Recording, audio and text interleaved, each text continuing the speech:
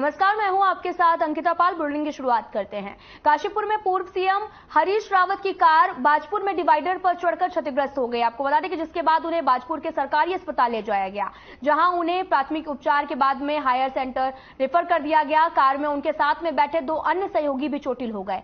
और आपको बता दें कि पूर्व सीएम हरीश रावत बीती रात हल्द्वानी से काशीपुर आए थे और जहां पर उन्हें होटल में कार्यकर्ताओं को संबोधित करना पड़ा था। और आपको बता दें कि बीती रात 12 बजे के आसपास उनकी कार बाजपुर में हरियाणा मिष्ठान भंडार के पास लोडर को ओवरटेक करने के चक्कर में डिवाइडर पर चढ़ गई और क्षतिग्रस्त हो गई। और सूचना मिलने पर मौके पर पहुंचे सीओ बाजपुर भूपेन्द्र सिंह भंडारी ने उन्हें बाजपुर के सामुदायिक स्वास्थ्य केंद्र में भर्ती कराया और जहां से उन्हें प्राथमिक उपचार के बाद हायर सेंटर के लिए रवाना कर दिया गया है।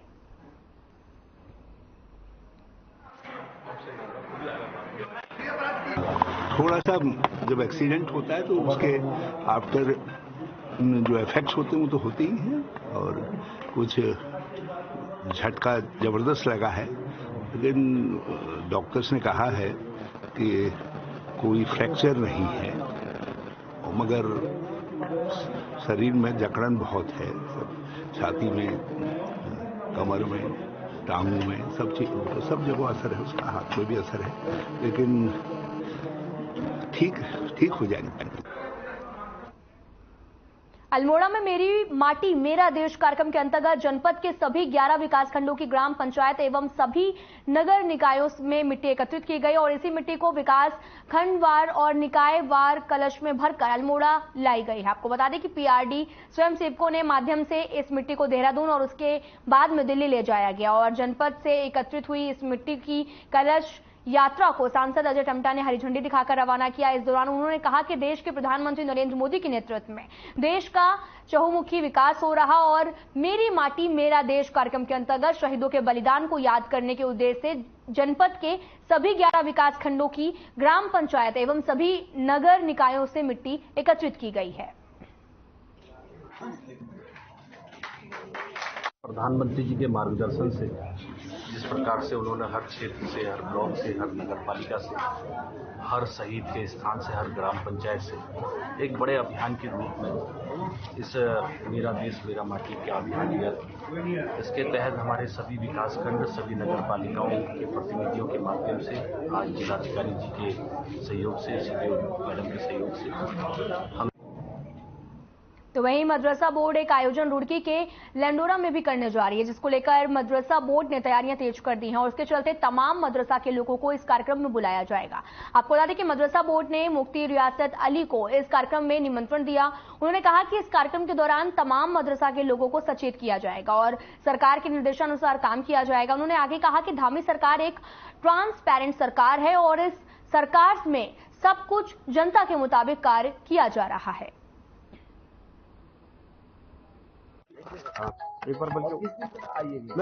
नहरा में जो रुड़की तहसील में पड़ता है, एक बड़ी जगह है और एक वहाँ सारे जो क्षेत्र के मदरसे हैं उनके जिम्मेदारों को बुलाया है और उसके जो ऑर्गेनाइजर हैं वो एक बड़ी शख्सियत हैं, मुफ्ती रियासत अली साहब, जो बड़े सियासी, समाजी और सबसे अहम बात यह है कि वो दारुल उलूम देवबंद जो इस क्षेत्र का बहुत विश्वविख्यात है, उसमें वो प्रोफेसर है, वो उसके ऑर्गेनाइजर हैं और मुझे एज ए मुख्य अतिथि के उन्होंने मुझे बुलाया है।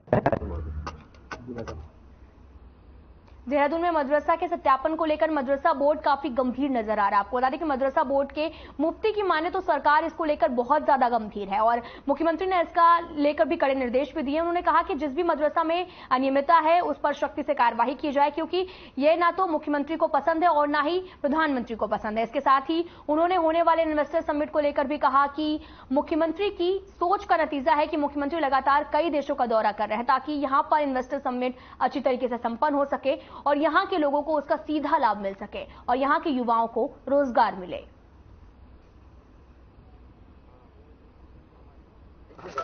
एक बार मैं बिल्कुल आऊंगा।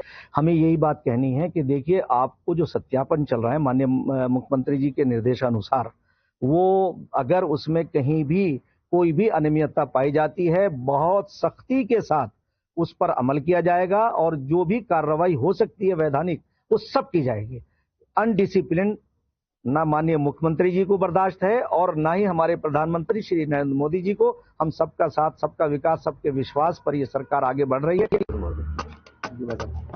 आपका मेरे पास नंबर है। हाँ, वो लिस्ट उस दिन हम आए थे ना, बल्कि एक बार आइए, मैं बिल्कुल आऊँगा।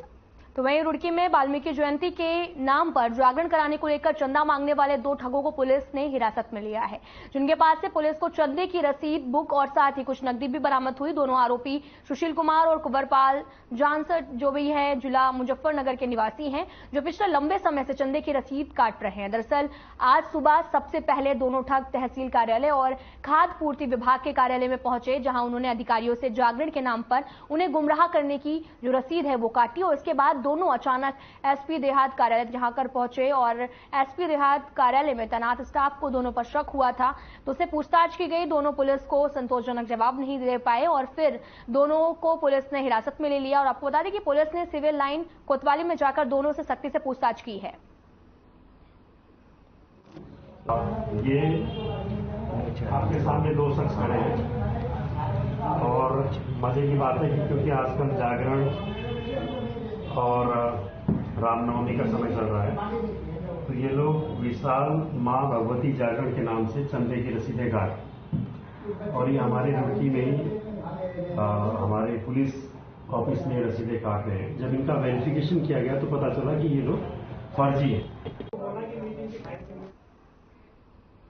ऐतिहासिक और सांस्कृतिक नाम नगर अल्मोड़ा को अपनी संस्कृति विरासत के लिए जाना जाता है।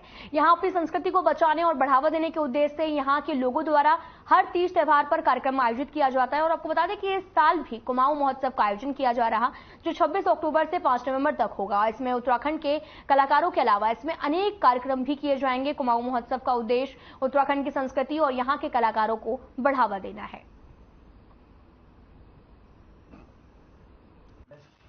ब्लॉग या रील या कुछ फोटोग्राफी जी 26 अक्टूबर से 5 नवंबर तक कुमाऊं महोत्सव अल्मोड़ा यहाँ पर होने जा रहा है, जिसका मुख्य उद्देश्य है कि अपनी संस्कृति को हम आगे बढ़ाएं, अपने कलाकारों को हम आगे बढ़ाएं और अपनी जो हस्तशिल्प जो कलाएं हैं उनको हम प्रमोट करें। और इसमें इस बार लोकल के कलाकार के अलावा उत्तराखंड के कलाकार हैं, उसके अलावा बाहर के भी कई सारे कलाकार आ रहे हैं, जिसमें इंडियन आइडल के हैं, सारेगामा के हैं और हॉलीवुड के भी।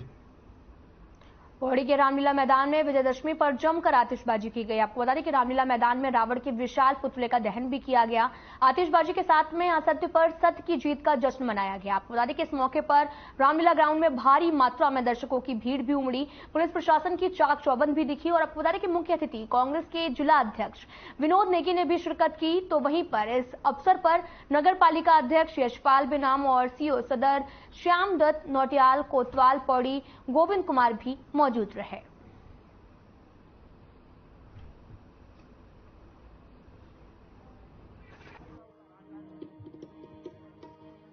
बहुत ऐतिहासिक रामलीला है। यहाँ से दूर दराज के लोग आते हैं देखने के लिए, ग्रामीण क्षेत्रों से। जैसे की व्यवस्था थी जिसमें कि हमें देखने को मिला रहती है। इस बार की रामलीला जो आपको पता ही होगा, पौड़ी की मतलब ऐतिहासिक रामलीला, और मतलब इस बार मेरा सुलोचना का पार्ट था। मैंने कई भी खेला और मतलब विगत कई वर्षों में मैंने सीता का रोल भी यहाँ पे मतलब अभिनय किया है। मेरे को मतलब बहुत अच्छा लगता है। यहाँ की मेन मतलब सबसे अच्छी बात यह है कि यहाँ अनुशासन बहुत अच्छा है और अनुशासन के साथ साथ यहाँ जो महिलाओं का जो पात्र होता है वो महिलाएं ही खेलती है। यहाँ जब मतलब मैं सबसे पहले गई थी तो मैं मतलब सुपर्णखा की आस लेके गई थी कि मैं सुपर्णखा बनूंगी, लेकिन उन्होंने मतलब मुझे अचानक से बोला कि मतलब तुम्हें सीता का रोल प्ले करना है। थी सीता माता, उनका एक पवित्र रूप था कि उन्होंने अपने जो पति थे उनके सिवा और किसी को नहीं देखा था। मुझे काफ़ी अच्छा लगा कि मुझे ये रोल मिला है इस चीज़ को लेकर मुझे, क्योंकि हमेशा बुराई पर अच्छाई की जीती है। पौड़ी की ऐतिहासिक रामलीला के लिए रामलीला कमेटी पौड़ी को सबसे पहले बहुत धन्यवाद देना चाहता हूँ कि जिस तरह का आयोजन हम यहाँ पर पेश करते हैं और निश्चित रूप से ऐतिहासिक रामलीला है। मैं ऐतिहासिक दिन पर आज विजयदशमी का दिन है, मैं सभी रामलीला कमेटी के सदस्यों को और तमाम पौड़ी की जनता को अपनी शुभकामनाएं देना चाहता हूं।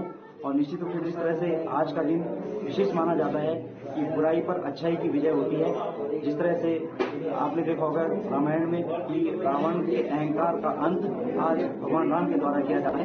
183 वर्ष में इस समय खेली जा रही है। हमारी रामलीला जो है यही शैली फारसी थिएटर और शास्त्रीय संगीत पर आधारित है। इस पे हमने कई बार अभिन्न प्रयोग किए जिसमें हमारी महिला पात्र हो गई और धीरे धीरे करके इनमें दृश्यों में भी हमें नया परिवर्तन करते जा रहे हैं और जैसे जैसे नए नए लोग जुड़ रहे हैं उनकी नई नई जो है आइडियाज आ रहे हैं और उन आइडिया के अनुसार हम जो है रामलीला को नए ढंग से रूप देने की कोशिश करेंगे। और यहाँ पे काफी लोगों के द्वारा जो है इसमें पार्टिसिपेट किया गया आज, इसमें रावण दहन में भी और रामलीला में भी। तो इनका ये कहना था रामलीला कमेटी का कि क्योंकि हमारा जब रामलीला मंचर में जब रावण वध होगा उसी समय हम लोग पुतला दहन करेंगे और लगभग 10 साढ़े 10 बजे का टाइम हो जाएगा। उसी हिसाब से हमने पुलिस व्यवस्था सुरक्षा व्यवस्था हमने उसी हिसाब से चाक चौबंद की। काफी लोगों के गांव से भी, यहाँ पे कई गांव से के लोग, यहाँ पे महिलाएं, बच्चे, बुजुर्ग, नौजवान सभी आए हैं और पौड़ी शहर के भी काफी लोग।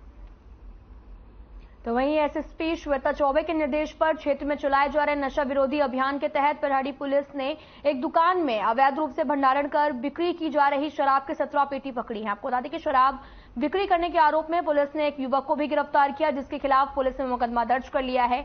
आपको बता दें कि एसएसपी श्वेता चौबे ने बताया कि इन दिनों लगातार नशे के खिलाफ पुलिस अभियान चला रही है और इसी कड़ी में मुखबिर की सूचना पर परहाड़ी थाना अध्यक्ष वीरेंद्र रमोला ने भी एक दुकान पर अचानक छापेमारी की और मौके पर पुलिस को दुकान से शराब की 17 पेटी बरामद हुई। शराब बिक्री करने के आरोप में पुलिस ने दुकान से एक युवक को गिरफ्तार किया है। आपको बता दें कि नशे का जो सौदागर से 17 पेटी शराब की बरामद की गई हैं। ये पूरा मामला पौड़ी का है, जहां पर पुलिस ने गिरफ्तार किया है आरोपी को, जो कि 17 शराब की पेटियां उससे बरामद हुई हैं। नशे का सौदागर हुआ गिरफ्तार। आपको बता दें कि नशे की खेप जो है भारी मात्रा में एक राज्य से दूसरे राज्य में पहुंचाई जा रही थी। 17 पेटी शराब की जो है वो बरामद की गई हैं। पुलिस ने छापेमारी की। इसके दुकान में पुलिस ने गिरफ्तार किया है एक आरोपी को, जिसमें से 14 जो है शराब की पेटियां बरामद हुई हैं और साथ ही नशे का सौदागर भी गिरफ्तार हो गया है। आने वाला लोकसभा चुनाव में इंडिया अलायंस ग्रुप लोकसभा चुनाव लड़ने की अलग अलग बात कर रही है। वहीं इंडिया अलायंस पर बीजेपी के संगठन महामंत्री ने जमकर निशाना साधा।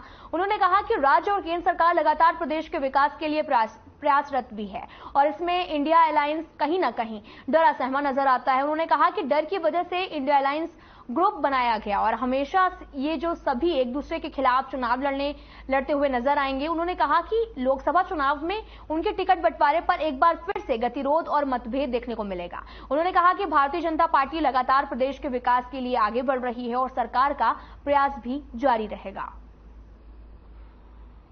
आपको बता दें कि संगठन महामंत्री ने बड़ा निशाना साधा है, जहां पर डर से बनाया गया इंडिया गठबंधन ग्रुप।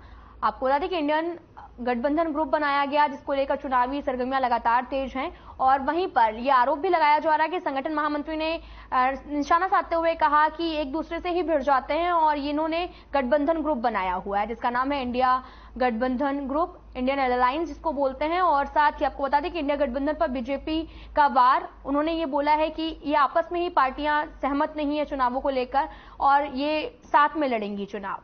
डर से बनाया गया इंडिया गठबंधन ग्रुप और ये बीजेपी से डरी हुई पार्टियां हैं, इस वजह से इन्होंने एक अलायंस बनाया है।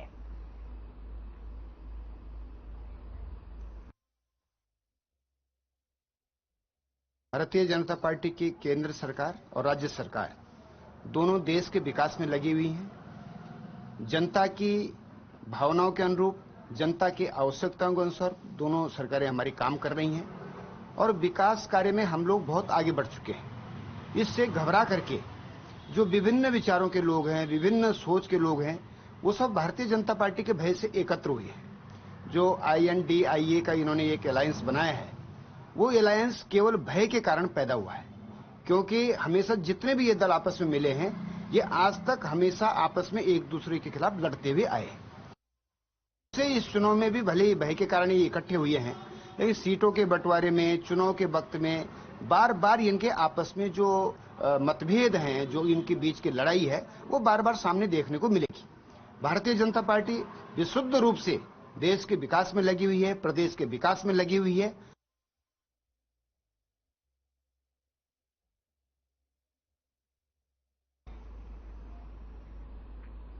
इन्वेस्टर समिट को लेकर मुख्यमंत्री पुष्कर सिंह धामी का बयान सामने आया। उन्होंने कहा कि अभी तक जितने भी एमओयू हुए हैं उनको इन्वेस्टर समिट से पहले धरातल पर उतारा जाएगा।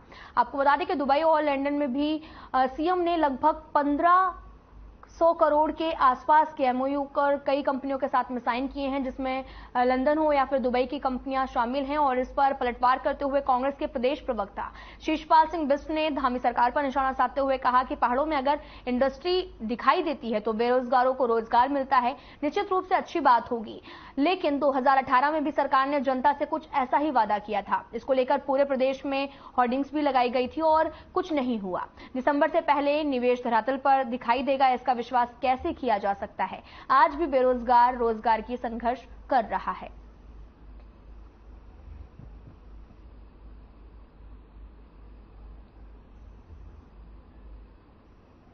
मुख्यमंत्री अगर कह रहे हैं कि जो भी एमओयू इन्वेस्टर मीट के नाम पर हो रहे हैं वो जो है दिसंबर से पहले अगर उनको धरातल पर उतार देते हैं और पहाड़ों में अगर इंडस्ट्री दिखाई देती है, बेरोजगारों को रोजगार मिलता हुआ दिखाई देता है, तो निश्चित तौर पर ये खुशी की बात होगी।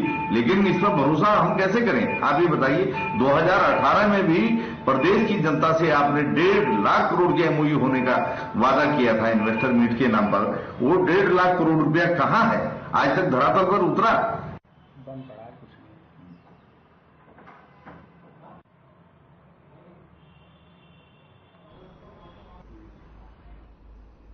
देहरादून में राजकीय सेवा में राज आंदोलनकारियों और उनके आश्रितों के लिए 10% 36 आरक्षण का इंतजार और बढ़ गया। आपको बता दें कि विधानसभा में लाए गए 36 आरक्षण विधेयक पर विचार करने के लिए गठित प्रवर समिति का कार्यकाल जो है वो 2 महीने के लिए और बढ़ा दिया गया है। विधानसभा अध्यक्ष ऋतु खंडूरी भूषण ने प्रवर समिति के कार्यालय को बढ़ाने की पुष्टि की है और इस पर कांग्रेस के प्रदेश प्रवक्ता शिषपाल सिंह बिष्ट ने भी पलटवार करते हुए कहा कि जो राज्य शहीदों की शहादत से बना हो, जो राज्य आंदोलनकारियों के आंदोलन त्याग और तपस्या से बना हो, उस राज्य में आंदोलनकारियों को 10% 36 आरक्षण के लिए आंदोलनकारियों को लगातार आंदोलन करना पड़ रहा है। प्रवर समिति में भी सदस्य बीजेपी विधायक विनोद चमोली ने भी कहा कि वो लोग राज्य आंदोलनकारियों की भावनाओं के अनुरूप ही काम कर रहे हैं, इसमें कोई भी त्रुटि ना हो, इसलिए भी इसमें समय लग रहा है। उन्होंने ये भी कहा कि आंदोलनकारियों से अधिक लाभ मिले, इसके लिए प्रवर समिति लगातार प्रयासरत है।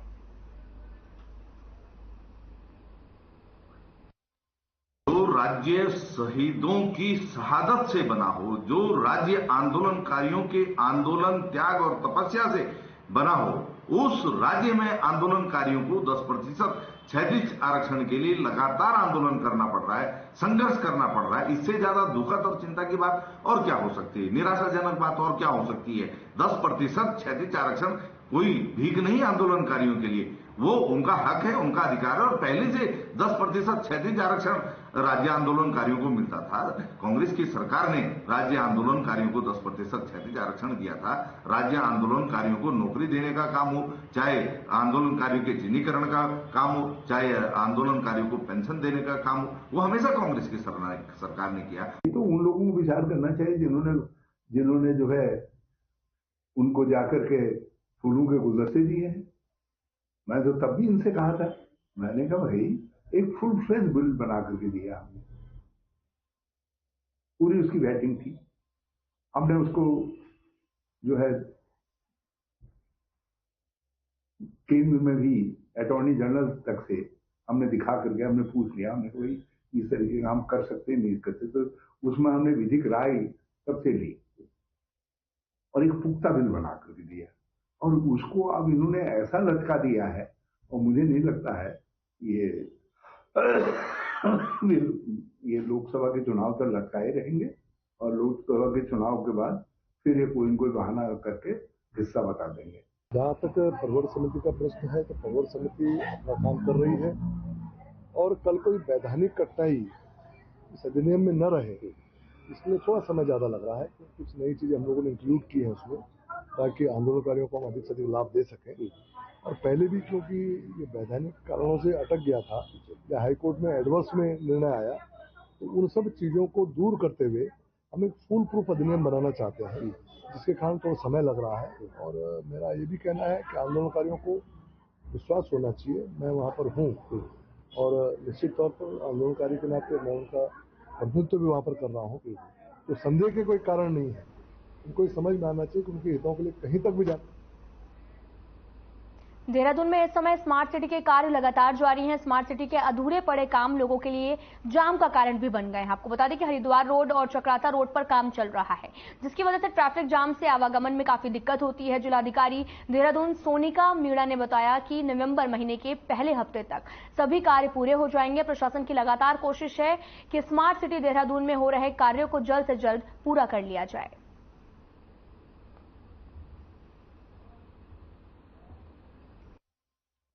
हम लोग इस मोर और लेस हम अक्टूबर एंड तक या नवंबर तक हम लोग कोशिश करेंगे कि सारे जो हमारे मेन दो रोड के काम जो बचे हुए हरिद्वार और चक्राता रोड, बाकी रोड तो ऑलमोस्ट हमारे फिनिशिंग स्टेज में, इन 2 रोड का काम भी हम जल्द से जल्द पूरा कराने की कोशिश करेंगे।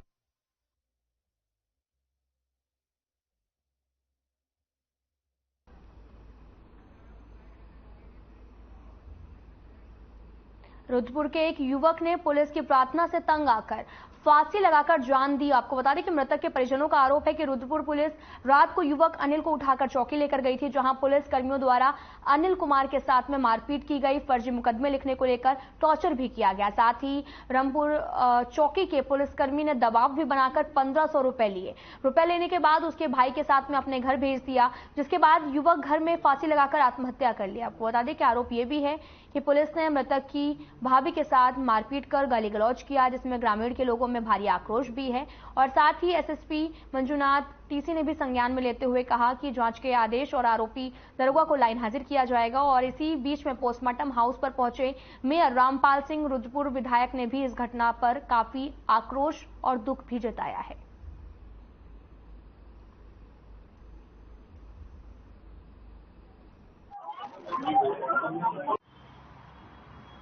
कि रामपुरे में एक अनिल नाम के व्यक्ति ने फांसी लगा ली है। तो परिवार के लोगों से हम मिले, उसके भाई हैं सर्वेश है और एक का नाम दिनेश है शायद। उन लोगों ने जिस तरह से बताया कि एक चोरी का मोबाइल होगा कोई जो उसके भाई ने खरीद लिया था और उसे पता नहीं था कि वह चोरी का है। जिसका मोबाइल चोरी हुआ था उसको पता लग गया कि मोबाइल उसके पास है, वह उससे मोबाइल मांगने गया। उन्होंने कहा मैं ऐसे मोबाइल नहीं दूंगा क्योंकि मैंने खरीदा है, चलो चौकी चल रहे हैं, चौकी में पुलिस वाले कहेंगे उनके सामने मैं मोबाइल दे दूंगा।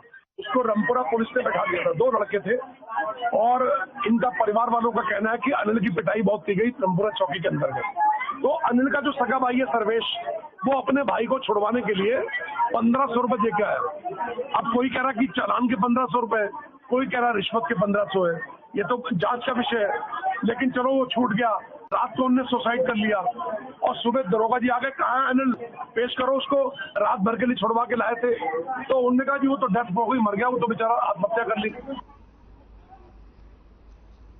मक्का मदीना पैदल नंगे पांव जाने वाले मोहम्मद सलीम मस्तान मियां 2 दिन पहले सितारगंज पहुंचे थे। आपको बता दें कि सलीम मस्तान ने मक्का मदीना का सफर 8,500 किलोमीटर से भी ज्यादा का सफर पैदल करके किया हुआ है। आपको बता दें कि उन्होंने बताया कि पाकिस्तान ने उन्हें वीजा नहीं दिया, जिसकी वजह से पैदल हज यात्रा करने वाले शिहाब चतुर को भी पाकिस्तान ने कई महीनों तक परेशान किया था, जिसके बाद उन्हें वीजा मिला था। ऐसे में मस्तान मियां एम्बेसी कई बार जाकर आ गए हैं और इसलिए मुंबई से ईरान फ्लाइट से जाएंगे और ईरान के बाद मक्का मदीना पहुंचेंगे, जहां वे देश के लिए और देश के तरक्की की दुआएं भी करेंगे।